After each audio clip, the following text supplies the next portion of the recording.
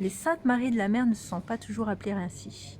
À l'origine, c'était Oppidum Priscum Ra, une origine égyptienne. Le delta du Rhône ressemble au delta du Nil, au pubis, à la vulve, au delta du féminin sacré. Oppidum pour forteresse.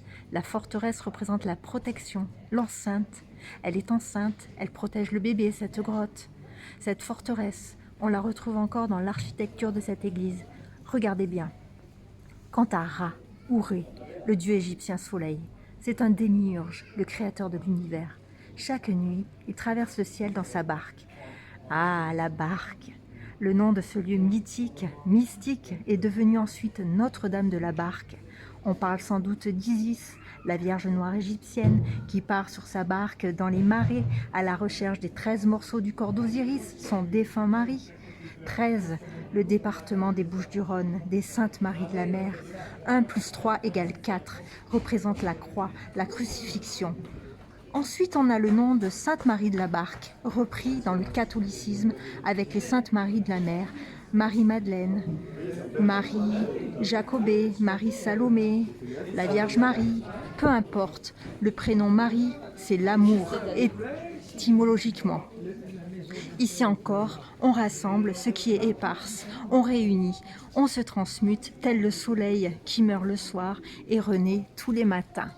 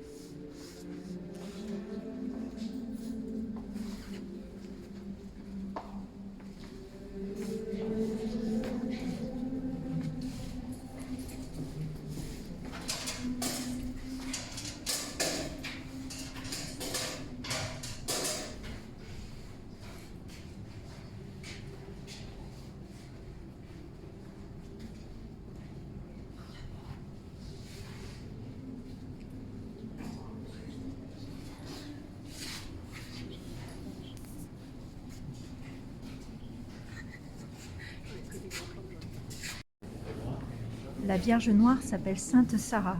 Nous sommes dans la crypte, dans la grotte, dans le ventre de notre mère.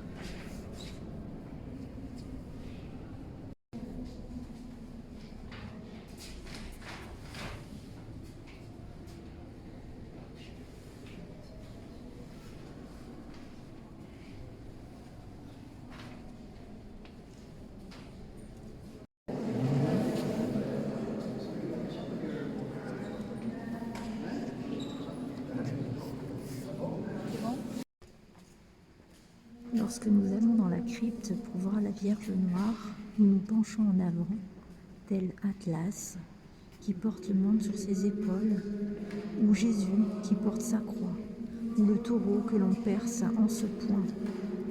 Nous nous inclinons devant la Vierge. Les anciens pensaient que nous étions reliés à la lumière par ce point. Donc ce point qui est au niveau de la nuque. Voilà, vous voyez la dame qui se penche en avant.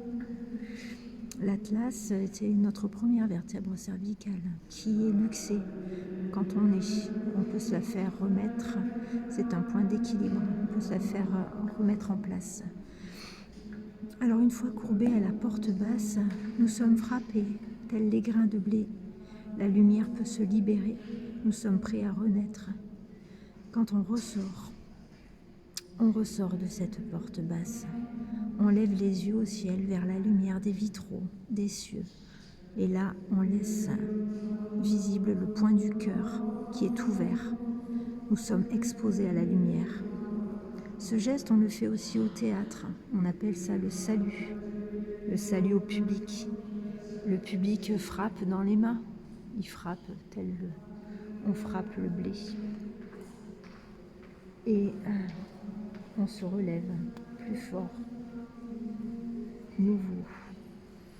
Après être passé dans la crypte, je vous conseille de monter sur le toit de la forteresse et vous serez un nouvel homme.